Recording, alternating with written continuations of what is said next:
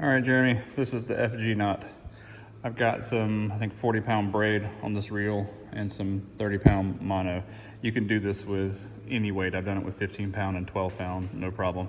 When you first start, it's a little easier to do it with some thicker stuff just so you can see it, manipulate it a little better. The one caveat with this knot is that you have to keep tension on it. So over there, I've got this reel and a rod holder, and I wrap the line around my pinky so that I have both hands to work with and keep tension. Not a big deal on a boat because there's always a rod holder available. And also, it's important to remember this actually isn't a knot. This technically is a bend. A knot has to double back on itself. This does not. When I lay this monofilament over, I'm essentially just creating a figure-8 wrap all the way down this tag end. Because it never doubles back on itself, it doesn't create a weak point. And every time a knot breaks, it's going to break at that doubling point because it's cutting into itself. This does not do that, which is why it gets, how it gets its strength. It's essentially a hollow core scenario where it's cinching down and grabbing onto the edge versus looping and creating a kink. There is no kink in this. I've had breaks using this system already, and it's always either broke at the leader or the main line. I haven't had a break at the knot yet, which is pretty incredible. So start by just laying the monofilament or fluorocarbon over top of the braid. And all I'm gonna do is manipulate this tag in. I'm not gonna do anything with the braid itself. I'm gonna push this down and under the bottom part of the braid, pull it, I pinch it, and now it goes the other side. I'm gonna loop back towards the main line of the reel, pull it. That's it. You're gonna repeat that about 16 times. Push under, pull, push under, pull. And you just get in this rhythm where you're doing this figure-8 pattern. And all you're doing is working down this tag in. All right, so underneath this loop and then underneath this loop. I'm just constantly pushing underneath, back and forth.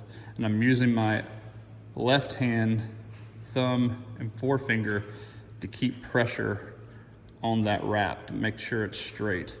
And you'll see, and you can adjust this, right? Like I'm running out of tag in here. I can pinch this and pull and get a little bit more mono coming up through there. It doesn't actually cinch down until the end when you pull it tight.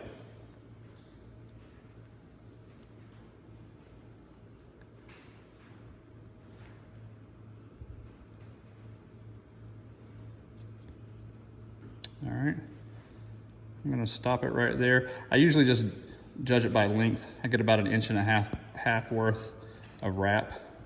So you can see there, I've got about not even an inch. So I'll do a little more.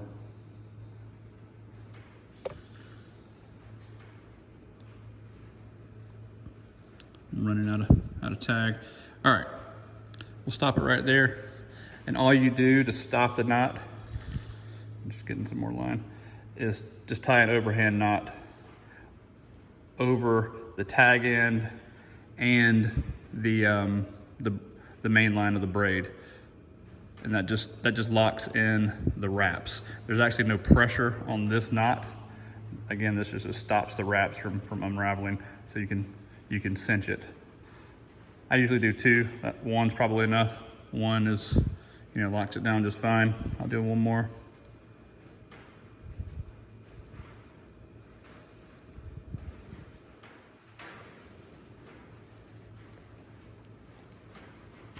Now, here's the magic. It helps to do this with gloves on too. You're gonna pull the crap out of this thing.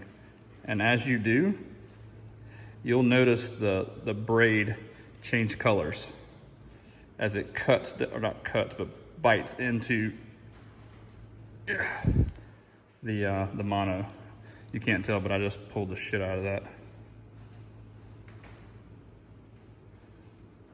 I can get you